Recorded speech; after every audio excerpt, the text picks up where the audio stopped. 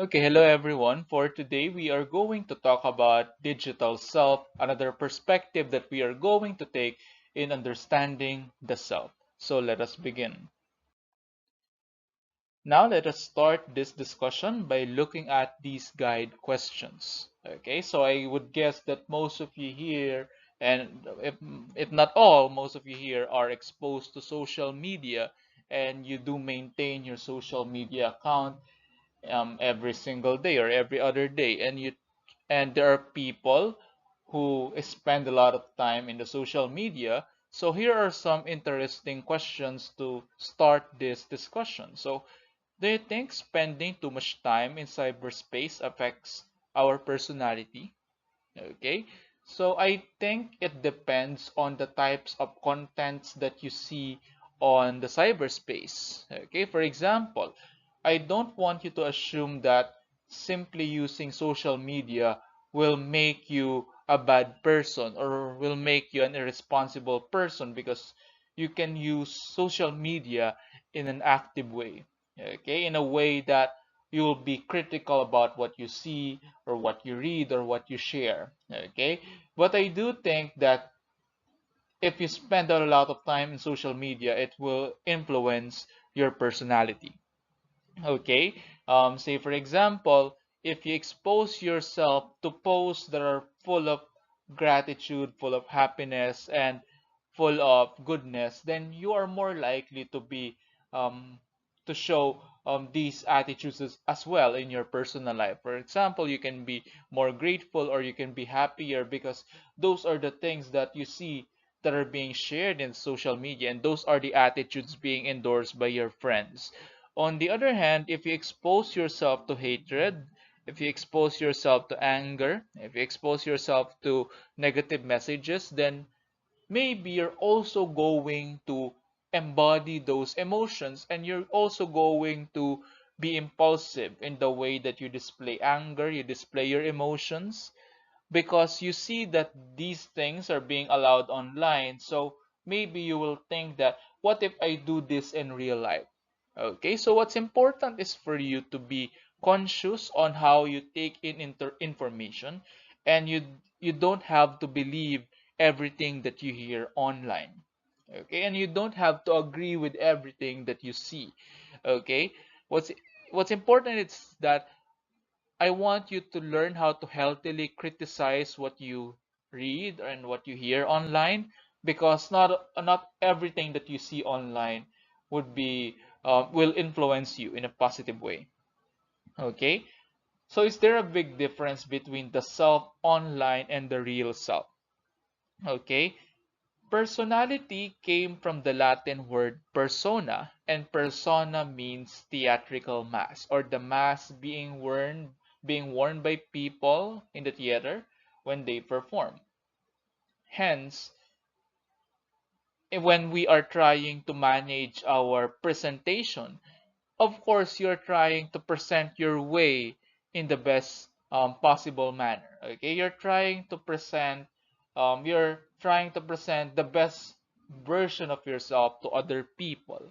Okay, however, sometimes in our attempt to distort our personality or to distort the way that we present ourselves, what happens is that we have a big discrepancy between who we really are and what we show online. Sometimes we are lying not just to others but also to ourselves by trying to act in a way that others would think as desirable, or others would think that or act in a way that would be accepted by others, even though it's not congruent with who you really are.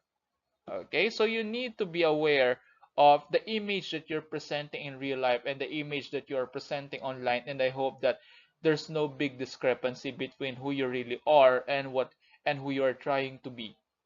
Okay, and I hope that whatever image you present online is not just a product of changing your personality to please other people, but rather what you present online is what you actually are in real life.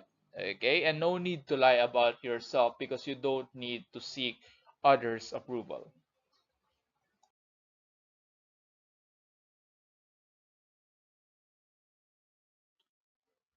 Okay, so now let's discuss what we call digital literacy. And then when we say digital literacy, this is the capabilities possessed by individuals who are living, learning, and working in a digital society. So as you know, younger generations are more digitally literate compared to older generations, especially at this era, because this is the time wherein we really see a great transition from from an age wherein people don't really use technology that much to an age wherein social media have a lot of effects on our personality, attitudes, and behaviors. Okay, so digital literacy is something that we use when we use social media. It is also important when we say, for example, utilize different websites. Okay, so it's important for us. I think it's important for us at this age to be digitally literate because this is the technology is not just for fun or leisure, but rather in today's time we need to be digitally literate because we need to know these things when we are at work and when we try to process our government documents. Okay, we can now do these things online, and the mere fact that we do this online allows us to be able to, save our effort, save our time, and to be faster in our transactions. Okay, and its advantage is that it provides more connectivity to people digitally. However, we sacrifice our face-to-face and human interaction. Okay? So there are things that we can now do online, but there are things that would not be advisable to do online. Okay? So but as much as possible, I want you to become digitally literate because there are a lot of crimes happening online. Say, for example, exploitation, human trafficking, and some of them are being recruited by strangers. But in some cases, there are people who are being recruited by people they know. So it's important not just for children, but also for parents to be digitally literate so that we can monitor the information that we encounter online and protect ourselves um, from different possible things that may happen to us or to our family. Say for example, there are people who pretend to be someone else and then they're going to ask for money. Okay? So if you are not digitally literate, you're not going to be able to verify these information. Okay, other than that, you also need to be digitally literate. For example, for you to manage your bank accounts, for you to be able to do your presentations online, for you to be able to use the computer and to collaborate with your friends, for you to send emails and to connect with other people.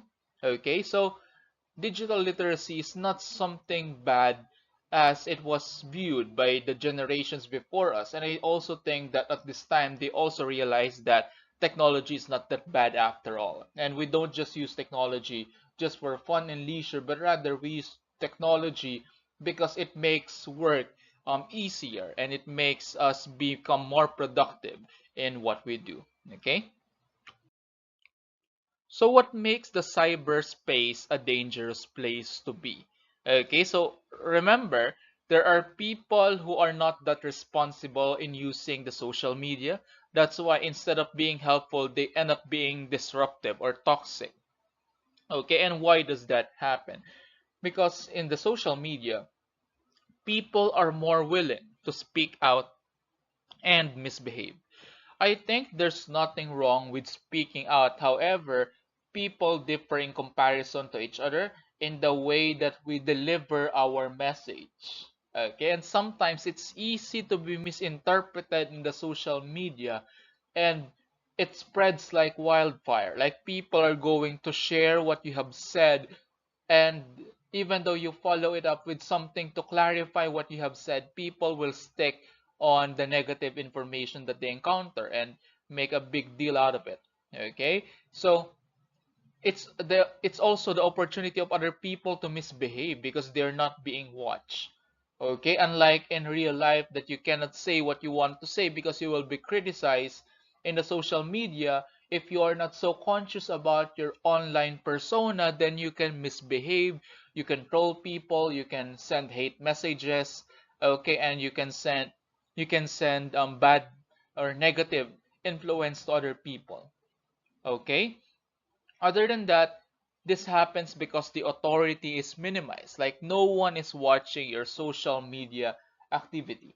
Okay, that's why it's important for children not to be exposed yet to social media. I think being exposed to YouTube to watch educational videos would be okay or acceptable for me, but I think it's not yet time for them to have their own Facebook accounts. Or if they are going to have their Facebook accounts, it should not be managed by them, but it should be managed by their parents, so that um, they won't be exposed to things that they should not see for a very young age. For example, what if someone who will take advantage of them will contact them through social media? Okay, or remember during the time that there was such thing as Momo challenge that appears on YouTube, and a lot of children were terrified not to obey the master.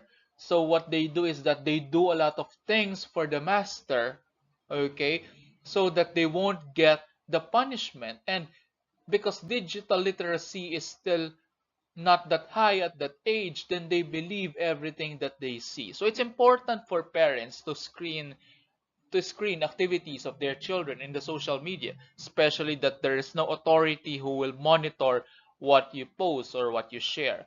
Okay?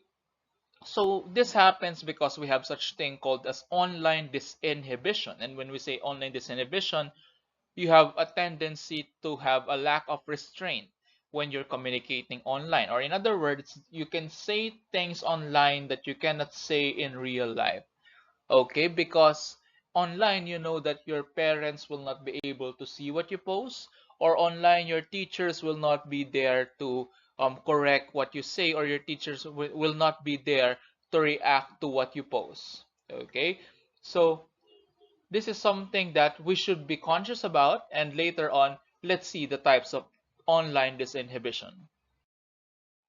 So what are the examples of disinhibition? So there are two major types of disinhibitions, benign and toxic. Okay, and when we say benign disinhibitions, these are the disinhibitions that are healthy. For example, online you can speak about your emotions, your fears, and wishes.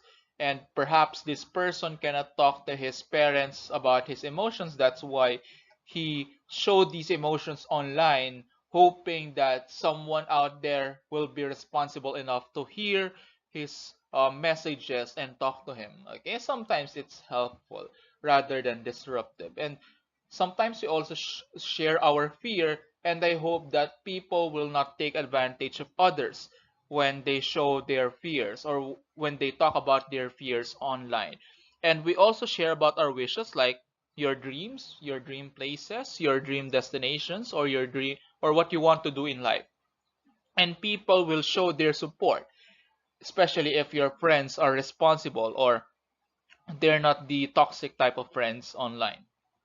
And social media also allows us to show kindness and allows us to help others. Okay, for example, you want to spread awareness about mental health and mental illness. So you can do that by sharing an online infographic, or you can share some of what you learned from this class online, or you can share materials from reliable sources and not fake news.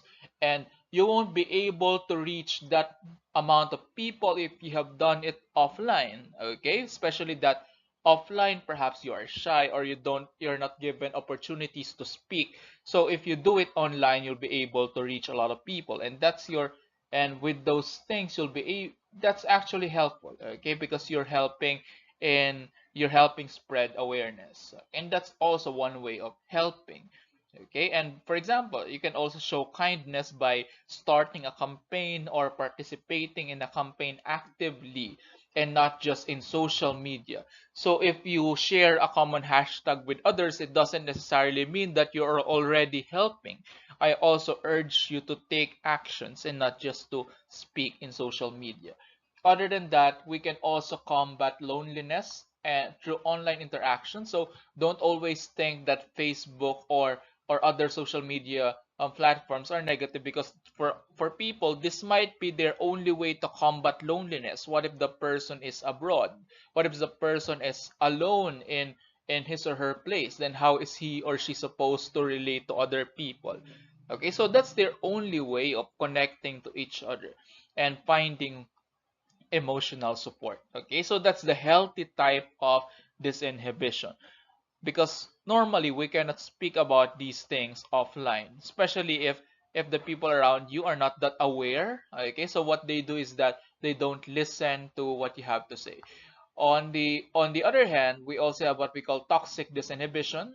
Okay, and this is unhealthy. This is composed of rude language, harsh criticisms, anger, hatred, and threats. We know that these things are not supposed to be. We should not spread hate, or we should not speak rudely to others. Okay, and also includes pornography and people who are evil enough to post about their violence online. Okay, cyberbullying is something that we're also trying to avoid. Okay, and we don't want to threaten, humiliate, spread rumors, and make fun of others online. Okay, and we would like to avoid cyber harassment or exploitation, especially among children. So adults don't use the social media as your way um, to recruit children or to exploit children, because they are too young to understand what you are doing to them. Okay, so less toxic disinhibition and more benign disinhibition. So here are some tips in order for you to manage toxic disinhibition. Be careful about what you share. So before you share, try to look at the comments first, or try to look at the reactions. For example, what if you shared something negative about mental illness? Then it's something that will not be well received by the people around you. So be careful what you share and be careful what you post, because there's a tendency for people to react immediately or to misinterpret what you say, and that will influence how they see you as a person online and offline. And do not hang with the wrong crowd online. So you don't want to expose yourself with trolls or with those who use internet for their own selfish desires. Okay, you want to use Facebook actively and follow those who inspire, follow those who spread good messages, follow those who do good to others, and do not support those people who do nothing but spread hatred, spread wrong information, and to be a negative influence to others. Okay? And also consider your emotional state before posting. So do not post anything if you're angry, sorry, or do not post anything if you are frustrated, because these feelings will not, like I told you, like what we're going to talk about in taking care of the self. Okay, sometimes you are not in a healthy condition. That's why what you're thinking is not the way you think is not healthy. That's why you do things that are unhealthy. Okay, so calm down first before sharing in social media, because other people may take advantage of what you share online and use it against you. And also consider others possible reactions, especially if you also need to know, okay, who are the people that who are the people who are going to give you positive type of criticism, and who are those who only spread hatred online. Okay, so these are ways to manage toxic disinhibition. Okay, for some people, the social media would be their platform for their opportunity to present themselves in a favorable light. Okay, so to change the way that they present themselves. Or so now let's talk about the different types of self-presentation. Okay, and try to remember who are your social media friends that engage in such. The first, we have what we call self-promotion, and when we say self-promotion, this is the type of self-presentation wherein we try to show that we are better or more capable than others, so that others will admire us, or they would they would think highly of us. So that is self-promotion. But in real life, you may not be as good as you're trying to show online. Okay, and the next is what we call ingratiation. So if you engage in such self-presentation, what you do is that you only want people to like you. Okay, and you crave for attention, and you want to be liked, and you want to people to follow you.